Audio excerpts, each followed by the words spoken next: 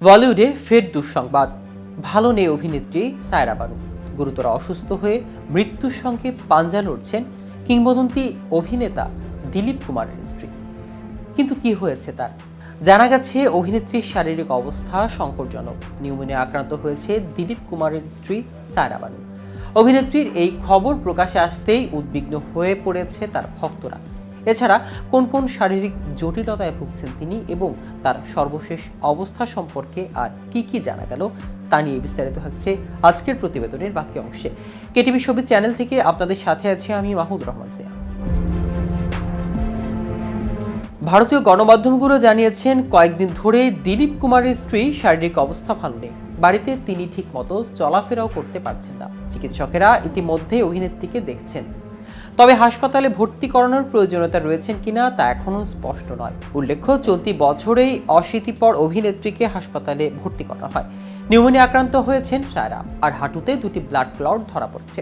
দিলীপ কুমারের থেকে বয়সে 22 বছরের ছোট ছিলেন সায়রা বানু। বয়সকে একপাশে সরিয়ে দিলীপ কুমারকে চুপি চুপি মন দিয়ে ফেলেছিলেন সায়রা। তবে দিলীপ কুমার একেবারেই সেটা টের পাননি প্রথমে। ততদিনে শাম্মী কাপুরের বিপরীতে বলিউডে পা দিয়ে ফেলেছিলেন সায়রা। তার মিষ্টি চেহারা নিয়ে বলিউডে সেই সময় নানা কথা ছিল। দিলীপ কুমারেরও চোখ এড়িয়ে যায়নি। সায়রার মিষ্টি স্বভাবে অল্প হলেও মন মজেছিল দিলীপ কুমারের। শোনা যায় প্রথম দেখাতে নাকি সায়রার ভূয়সী প্রশংসা করেছিলেন দিলীপ কুমার, আর তা শুনেই সায়রা একেবারে লজ্জায় লাল হয়ে যায়। সেই প্রথম আলাপের পরেই প্রেমের সূত্রপাত। 1966 সালের 11 অক্টোবর সায়রার সঙ্গে বিয়ে হয় দিলীপ কুমারের।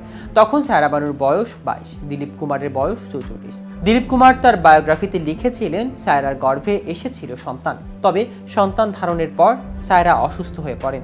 চিকিৎসক বাঁচাতে পারেনি দিলীপ সায়রার সন্তানকে। ঠিক এই ঘটনার পরেই দিলীপ কুমার 1981 সালে আবার বিয়ে করেন, যা কিনা টিকেছিল মাত্র 2 বছর। প্রেমের টানে আবার সায়রার কাছেই ফিরে আসেন তিনি।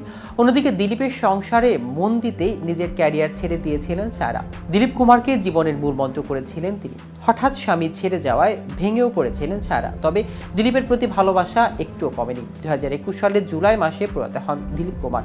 প্রসঙ্গত, দিলীপ কুমার ছিলেন একজন ভারতীয় চলচ্চিত্র অভিনেতা যিনি ট্র্যাজেডি কিং নামে সুপরিচিত। তিনি 1944 সালে বোম্বে টকিজের ব্যানারে জোয়ার ভাটা চলচ্চিত্র অভিনয়ের মাধ্যমে চলচ্চিত্র শিল্পে পদার্পণ করেন। দিলীপ কুমার চলচ্চিত্র শিল্পে 6 দশকের অধিক সময় ধরে রাজত্ব করেছেন এবং অভিনয় করেছেন 60টিরও বেশি ছায়াছবিতে। তিনি বিভিন্ন ধরনের বৈচিত্র্যময় ভূমিকা অভিনয় করেছেন, যেমন রোমান্টিক ধাঁচের চলচ্চিত্র হিসেবে 1949 সালে আন্দাজ, 1952 সালের বেপরোয়া বা হটকারী এবং চালবাজ চরিত্রে আন। 1955 সালে নাটকীয় চলচ্চিত্র দেবদাস, 1955 সালে হাস্যরসাত্মক চলচ্চিত্র আজাদ, 1960 সালে ঐতিহাসিক চলচ্চিত্র মুঘল আজম এবং 1961 সালে সামাজিক ঘরানার চলচ্চিত্র গঙ্গা যমুনা। তো ভিউয়ার্স, ভিডিওটি সম্পর্কে আপনাদের কোনো মতামত থাকলে আমাদের কমেন্ট করে জানাতে পারেন। সাথে সাথে নিয়মিত শোবিজ রিলেটেড আপডেট ও ইনফরমেটিভ ভিডিও পেতে কেটিভি শোবিজের সাথে থাকুন। ধন্যবাদ সবাই।